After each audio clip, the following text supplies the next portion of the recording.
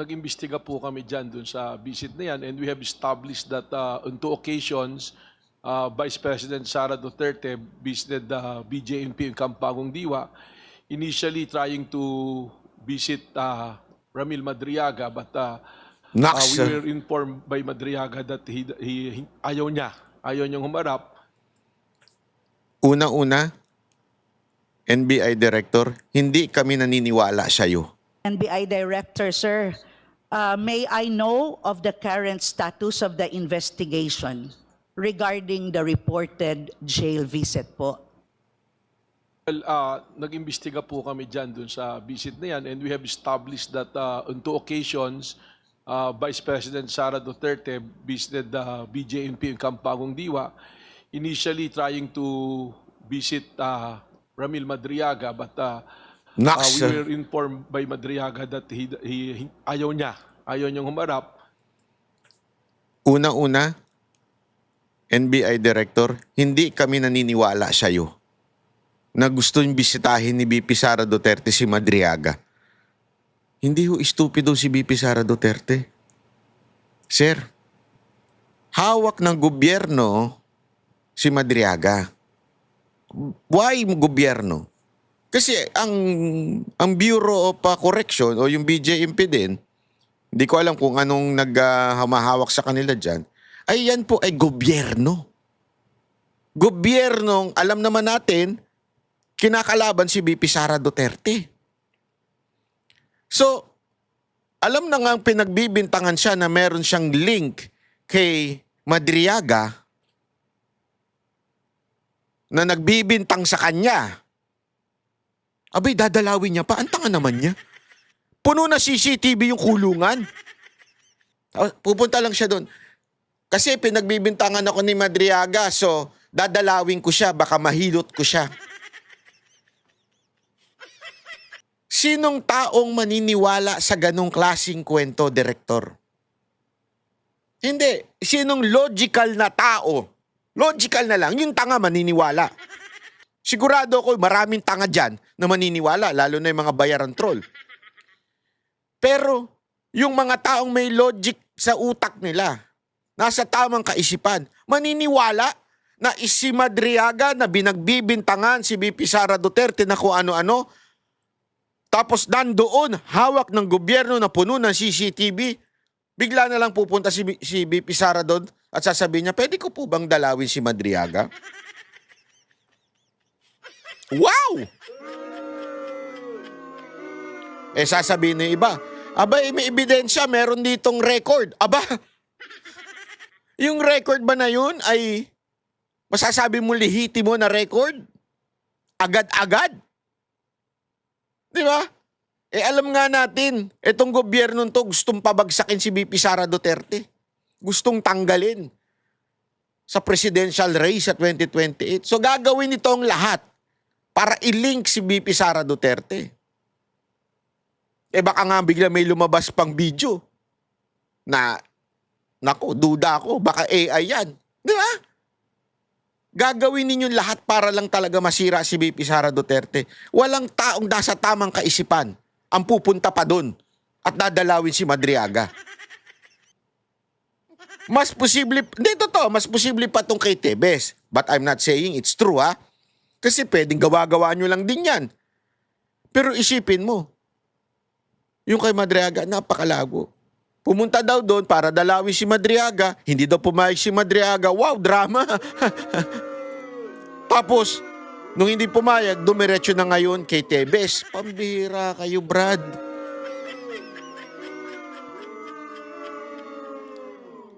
Hindi, una-una wala namang masama kung dalawin niya si Madriaga. That's the truth. Eh kasi, si Madriaga, sorry, si Tebes. Walang masama kung dalawin ni BP Sara Duterte si Tebes. Kasi nga po, kung political ally niya. At gusto lang niyang i-encourage na, oy, labang ka, nandito kaming mga, kakampi mo. Hindi ko alam kung totoo, ha? Pero wala namang masama po doon, kung sakasakali. Hindi naman ibig sabihin na kagad nun, back up niya si BP Sara Duterte. Tingnan mo kung gaano kapulpul yung kanilang argument.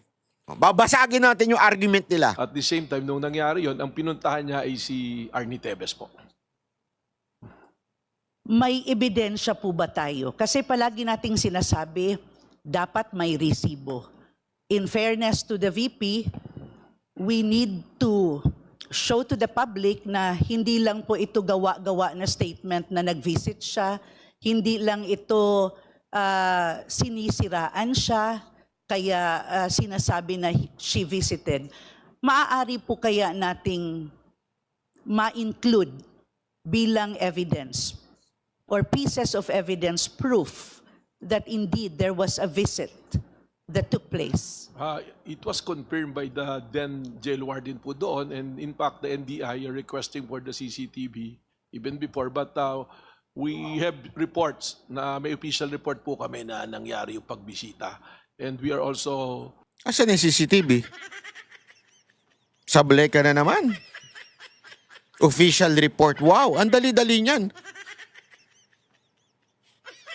Una-una, kaya nga alam mo, Sabit, kasi, sorry NBI, nadadamay kayo. Sa totoo lang po alam ko marami tayong kaibigan dyan sa NBI. Marami nga nanonood dito, binabantayan daw to Sabi ko, wala ho kayo makikita dito na magpapakala tayo ng fake news. Mag-relax lang kayo dyan, magkapi-kapi kayo. Hindi ko ugali yan. Hindi ko ugali na sumakay sa chismis. That's not me. Okay? Again, kung yung ibang vlogger may ganung ugali, not me. Pero sa totoo lang, etong ginagawa ng direktor niyo, nasisira talaga yung institusyon nyo. Napaka-political po kasi ng inyong direktor. Yun ang problema ko dito. Napaka-political niya. From the very start, marami sa inyo dyan career officer. Hindi ko nga alam bakit ito ang pinasok tagalabas. Hindi kasi alam mo, iba yan Tandaan ninyo, ayoko na lang magsalita. May alam po tayo dyan sa NBI.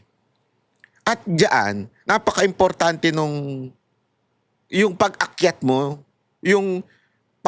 doon sa tuktok yung siyempre, ikaw, nangangarap ka bilang agent na eventually maging director ka din, di ba? Depende, di ba? Sa'yo yun At kung ikaw ay career, tas bigla na lang out of nowhere, pinasok itong director na to. Anong qualification niya? Abogado lang siya. Yun lang.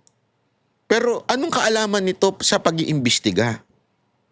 Anong kaalaman nito doon sa integrity? Alam natin, nakalaban nito ang mga Duterte. Kumalas to. Hindi ko alam kung kumalas siya o tinanggal siya. I'm not sure. So definitely, meron itong galit o bitterness sa mga Duterte. Tapos yan ang ilalagay mo para mag-imbestiga. Kasi nga, National Bureau of Investigation Paano magiging patas ang investigasyon kung naglagay ka ng taong hindi patas? Lahat na lang nang nilalagay sa gobyerno ngayon, mga politiko. So anong magiging galaw ng politiko? Di politician. Magiging politika ang kanilang galawan. Nag-issue kami ng subpoena to get the logbook po ng mga bumisita rito. Mahalagang parte po ang ebidensya sa ating pagtatanong because again, in the province of Negros Oriental, back in 2022, when she ran for office as Vice President together with the President, magka-allies po kami with this group. And ayaw po natin na sasabihin na kini-question natin yung kanyang intensyon. Pero para po sa amin na, who live in Negros Oriental all our lives, napakahalaga po ng ebidensya na maipakita para hindi po sasabihin na meron tayong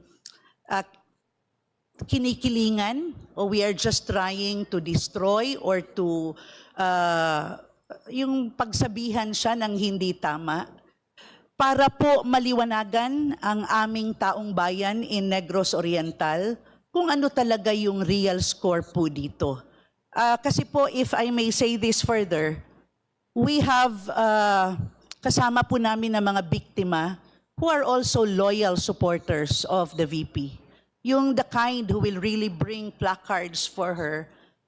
And kung may katotohanan po ang sinasabi ni Madriaga na pinuntahan siya at siya ang target ng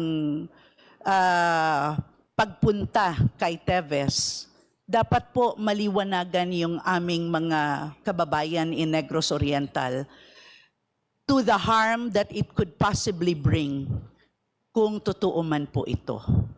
Kasi po, talagang naniniwala tayo na hindi tama na violence ang magiging sagot sa ating mga gustong mangyari. No matter how difficult it will be na ituwid ang mga bagay, parang hindi po talaga dapat option ang violence. And last po, is there any link, any verified link between the visit and any plan to harm Mr. Madriaga po?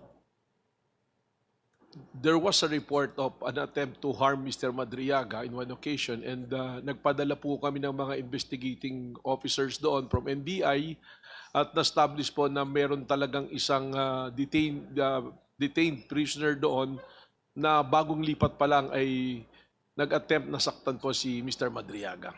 Wow! Salamat po, NBI Chair. Madam Chair, we are not here to accuse without basis. We are here to seek answers. Yun. Not only for our family, but for all Filipinos who deserve Naks! leaders. Mukha kang they can bayani, ah. trust. Yan lang po, Madam Chair. Maraming salamat. That concludes our deliberation on the allegations of threat and destabilization. Thank you, Congresswoman Janet Degamo.